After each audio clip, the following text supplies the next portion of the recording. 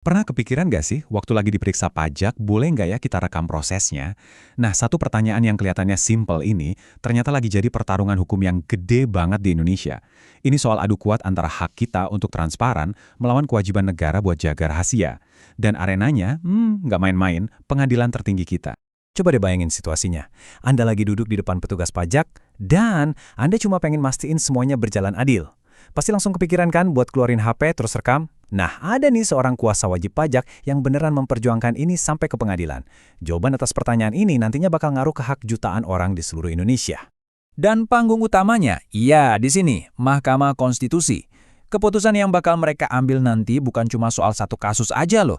Ini bakal jadi semacam aturan main baru yang menyeimbangkan hak Anda sebagai warga negara dengan kekuasaan negara. Oke, sekarang kita coba kupas tuntas ya. Akar masalah dari semua perdebatan ini tuh ternyata cuma ada di satu pasal kunci dalam Undang-Undang Perpajakan kita.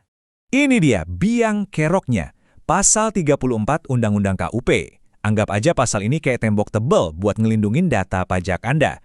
Tujuannya sih bagus ya, buat jaga informasi sensitif. Tapi, cara pasal ini ditafsirkan, nah disitulah masalahnya jadi rumit.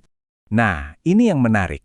Gugatannya itu fokus ke beberapa kata yang kedengarannya sepele. Setiap pejabat, pihak lain, sama segala sesuatu. Pemohonnya mikir, tunggu dulu. Kata-kata ini kan luas banget.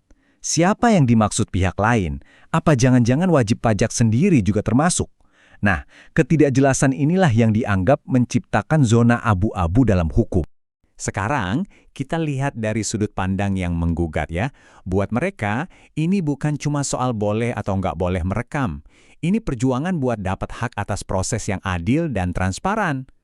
Menurut fungsiawan, si pemohon, kalau nggak boleh merekam, posisi kita sebagai wajib pajak itu jadi lemah banget. Coba bayangin, kalau ada sengketa atau amit-amit, petugasnya melanggar prosedur. Rekaman itu satu-satunya bukti otentik yang bisa kita pegang. Dan ini dia poin utamanya. Dengan melarang kita merekam, undang-undang ini dianggap melanggar hak dasar kita sebagai warga negara, yaitu hak untuk mendapatkan dan menyampaikan informasi. Menurut mereka, hak ini tuh dijamin langsung loh sama konstitusi kita. Jadi, solusi yang ditawarkan pemohon sebenarnya simple banget. Izinkan aja perekaman. Logikanya, kalau ada rekaman, kedua belah pihak, baik wajib pajak maupun petugas pajak, pasti bakal lebih hati-hati. Prosesnya jadi lebih akuntabel, dan ujung-ujungnya, integritas pemeriksaan pajak itu sendiri jadi meningkat. Tapi tentu aja pemerintah punya jawaban tandingan yang nggak kalah kuat. Yuk kita pindah ke sisi mereka dan lihat gimana cara mereka membela larangan ini dengan argumen utama perlindungan privasi. Dari pihak pemerintah yang diwakili oleh Pak Yon Arsal dari Kementerian Keuangan, argumennya bisa diringkas dalam satu kata, resiko. Coba bayangin kalau rekaman pemeriksaan ini bocor ke publik, apalagi sampai di live stream, wah data-data sensitif wajib pajak bisa tersebar kemana-mana. Ini bisa merusak kepercayaan publik dan juga iklim bisnis. Dan kita nggak lagi ngomongin data biasa ya. Data pajak perusahaan itu isinya rahasia dapur semua. Daftar pemasok, struktur biaya, sampai margin keuntungan.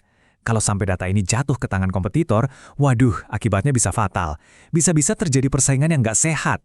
Isu ini juga menyangkut fondasi sistem perpajakan kita. Di Indonesia kan kita pakainya sistem self-assessment. Artinya, kita sendiri yang hitung dan lapor pajak secara sukarela. Sistem kayak gini tuh cuma bisa jalan kalau ada rasa saling percaya.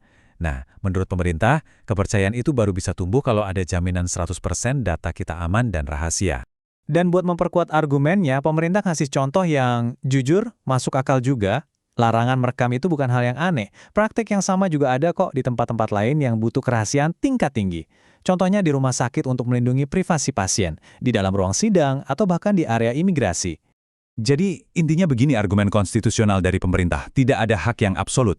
Hak untuk dapat informasi yang memang dijamin UUD 1945 itu harus selalu diseimbangkan dengan hak orang lain.